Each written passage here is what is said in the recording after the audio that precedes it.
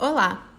Hoje iremos falar sobre a rara e hereditária síndrome de Treacher-Collins ou desostose mandíbulo-facial, que foi descrita pelo médico cirurgião e oftalmologista britânico Edward Treacher-Collins em 1900 e resulta nas deformidades craniofaciais e seus graus de severidades clínicas. Isto quer dizer que alguns ossos e tecidos da face não se desenvolvem corretamente e variam conforme a gravidade da síndrome. Sua incidência é de 1 para 40 mil a 70 mil nascidos vivos e não tem preferência por sexo ou raça.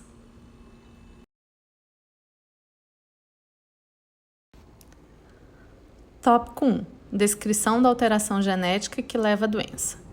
A síndrome apresenta padrão de herança autossômica dominante, ou seja, um afetado tem 50% de risco de transmitir a síndrome a seus filhos. Cerca de 60% dos casos são decorrentes de mutação de novo. E nessa situação, o risco de recorrência da doença para uma futura criança do casal é baixo. As mutações patogênicas, em geral, são específicas para cada família e estão localizadas ao longo do gene, ou seja, não há um sítio preferencial de ocorrência dessas mutações. Além de TCOF1, mutações nos genes POLR1D e POLR1C já foram associadas à síndrome de Treacher-Collins. No desenvolvimento embrionário do primeiro e segundo arcos braquiais, entre a quinta e a oitava semana de desenvolvimento fetal, é causada por mutações no gene TCOF1 presente no cromossomo 5, que codifica uma proteína chamada triacol. O gene para a síndrome de Treacher-Collins foi mapeado na porção distal do braço longo do cromossomo 5, 5q31.3, q33.3. Sua expressão fenotípica provavelmente resulta de uma má formação congênita, envolvendo o primeiro e o segundo arcos braquiais bilateralmente. A síndrome pode apresentar grande variação de diferentes formas clínicas.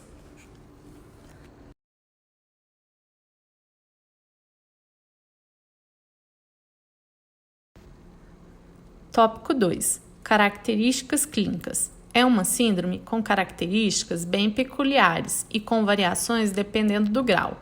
As mais importantes são a hipoplasia malar, quando há um achatamento dos ossos malares da face, a micrognatia, queixo pequeno, os dentes desalinhados ou falta deles, o palato estreito ou fissurado, levando à dificuldade de falar e engolir, a má formação das orelhas, que podem ser pequenas ou ausentes, levando à surdez parcial ou total, a coloboma, que é a má formação congênita formando defeito ocular, os olhos e fendas palpebrais inclinadas para baixo, podendo levar à perda da visão e à obstrução das vias aéreas.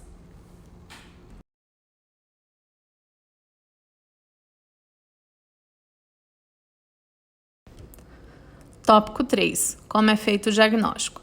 A síndrome de Treacher-Collins apresenta um grau clínico muito variável, mesmo entre os membros de uma mesma família, o que, associado à alta taxa de mutações, de novo pode levar à falha no diagnóstico. O diagnóstico desses pacientes é essencialmente clínico, sendo normalmente realizado ao nascimento, tendo por base nas manifestações clínicas apresentadas pelo paciente. Este diagnóstico é confirmado por achados radiológicos e estudos moleculares. O diagnóstico também pode ser realizado no período pré-natal, mediante a recolha de amostras das vilosidades coriônicas da 10ª e 12ª semanas de gestação, ou para a minocentese da 15ª e 18ª semanas de gestação, para estudo do material genético. Embora a análise molecular tenha mostrado ser extremamente valiosa no diagnóstico pré-natal, não é possível prever o grau de alteração do feto. Consequentemente, a ultrassonografia pode fornecer informações sobre a gravidade das gestações afetadas e pode ser usado para avaliar o progresso fetal ao revelar o típico disformismo facial com anomalias bilaterais do ouvido. Em casos de suspeitas na família, a análise genética pode determinar a presença da própria mutação causadora da síndrome, permitindo determinar alterações nos genes TCOF1, PORL1C, PORL1D. Isto é especialmente importante para fins de aconselhamento genéticos em famílias de alto risco, devido à alta penetrância e expressividade variável da síndrome, pois a patologia pode passar despercebida em alguns indivíduos, que poderão transmiti-la à descendência. Métodos de diagnóstico. O diagnóstico é baseado nos achados clínicos e exames complementares. Os testes moleculares confirmam o diagnóstico. Diagnóstico diferencial. Os diagnósticos diferenciais incluem as síndromes de Niger e de Miller e síndromes de Goldenhar, na sua forma bilateral e ligeiramente assimétrica. A síndrome pode ser revelada na ecografia pré-natal, mostrando disformismo facial típico com anomalias bilaterais da orelha.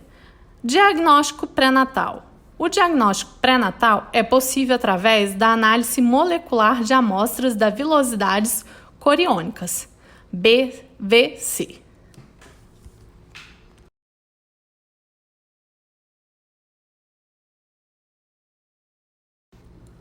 Tópico 4. Opções de tratamento.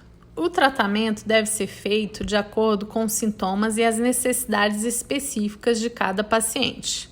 É necessário haver uma abordagem multidisciplinar, com a intervenção de diferentes profissionais. Habitualmente, o tratamento dessa síndrome está focado nas possíveis complicações respiratórias e problemas de alimentação, em decorrência da hipoplasia mandibular e da obstrução da hipofaringe pela língua. Em certos casos, é necessária a realização de uma traqueostomia, objetivando manter uma via aérea adequada. Algumas vezes, a gastrotomia também pode ser necessária para garantir uma adequada ingestão calórica. Também existe a opção de realizar cirurgias plásticas para corrigir a estrutura facial. Nos casos de perda auditiva, o reconhecimento precoce da mesma e sua correção por meio da utilização de prótese ou por cirurgia, quando possível, é altamente importante no processo do desenvolvimento do paciente.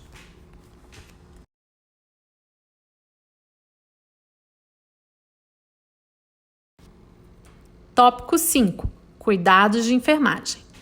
Embora diagnóstico e tratamento sejam especialidades médicas, o enfermeiro pode atuar na consulta, acompanhamento e desempenhando, através de conhecimento e preparo, um papel de suma importância no acompanhamento sistemático das famílias, fornecendo informações e orientações que podem ajudar a minimizar as sequelas e sentimentos negativos que prejudicam o elo familiar. O foco de atendimento do enfermeiro se distingue de todas as outras profissões da área, pois é um foco de cuidador que investiga, apoia, ajuda e orienta ao paciente e família. Porém, é indispensável o auxílio de uma equipe multiprofissional na qual os objetivos visados sejam atingidos num conceito integrador.